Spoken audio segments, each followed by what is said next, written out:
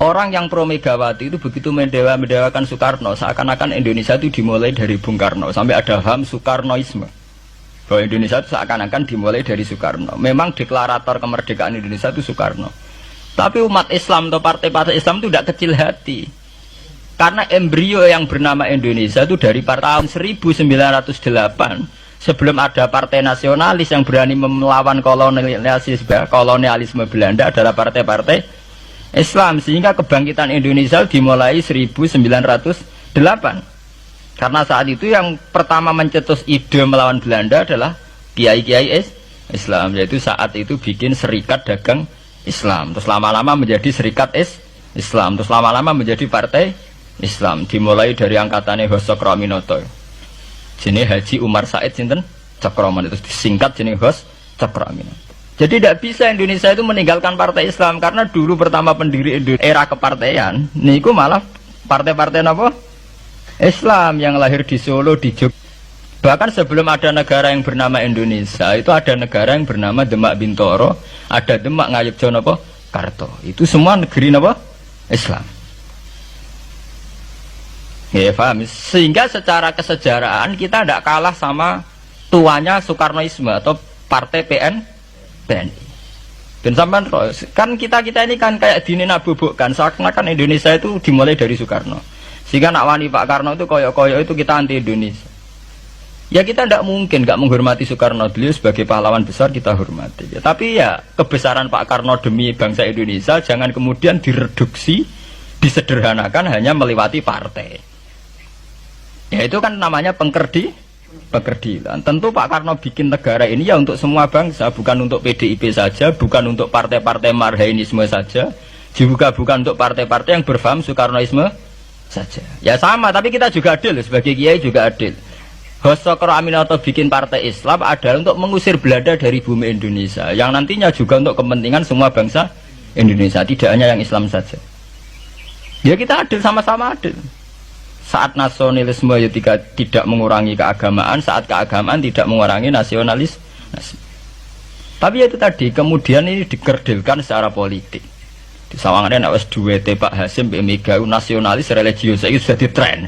Angger duet senengane pasangan nasionalis sampai apa nak nasionalis terus wajib sholat? Apa nak religius terus gak wajib nasional? Sebetulnya itu kan apa kan orang Indonesia itu wajib sholat hanya karena atas nama nasionalis? Apa nak gue kiai itu wajib bayar pajak?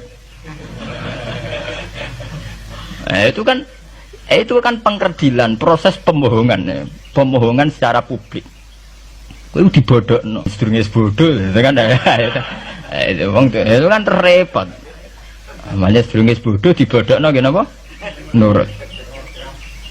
Makanya kalau seneng ya, kayak kemarin Hari Kebangkitan Nasional itu seneng kalau diungkap terus di TV bahwa kebangkitan Indonesia dimulai dari 1908. Pentingnya bahwa orang-orang yang sok Soekarnoisme biar tidak mereduksi Pak Karno hanya milik mereka sendiri, karena bangsa ini berdiri semenjak 1908. Dimulai dari gerakan Budi Utomo sampai Hos Cokroaminoto sampai macam-macam, ya, serikat-serikat Islam. Tapi ini terungkap bisa usai tukaran. Jadi sebetulnya Presiden Gus Dur jadi Presiden Yasa karena Basim Asari berjuang sebelum tahun 45. Megawati Yasa. Ya karena beliau berjuang lewat bapaknya, ya sama semuanya sah. Pak SBY juga sah. Karena keluarga militer.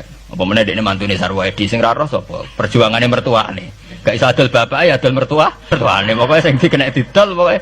Tapi artinya sama, kita secara sejarah itu sama. Kita sebagai santri juga tidak kalah sejarah.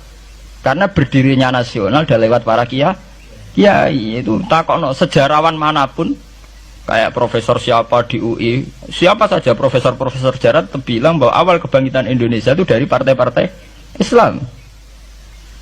Bahkan versi orang nasionalis sekalipun tuh bilang karena Islam adalah satu agama yang paling sensitif terhadap penjajahan. Karena Islam melahirkan satu faham jihad, bahwa ketika ada kolonial Belanda, wong Islam terinspirasi harus jihad. Sehingga lahir partai-partai Islam. Dulu yang dilawan itu perdagangan. Ini kalau cerita sejarah, santri-santri sadar. Jadi santri salaf dengan model sekarang sing raro duit, raro dagang itu sebetulnya mengkhianati pendiri santri. Lho mboten niku lho fair. Sing gak seneng dagang, gak seneng mergawe itu mengkhianati pendiri pesantren. Sampai lihat sejarah, tahun 1908 itu namanya tidak SI, tidak Serikat Islam, tapi Serikat Dagang Islam.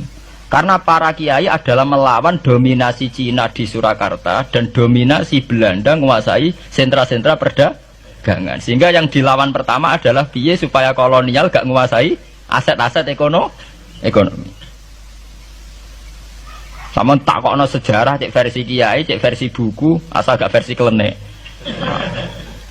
Itu pertama yang dilawan para ulama adalah penguasaan aset ekonomi oleh Cina dan Belanda, sehingga mereka bikin Serikat Dagang Islam.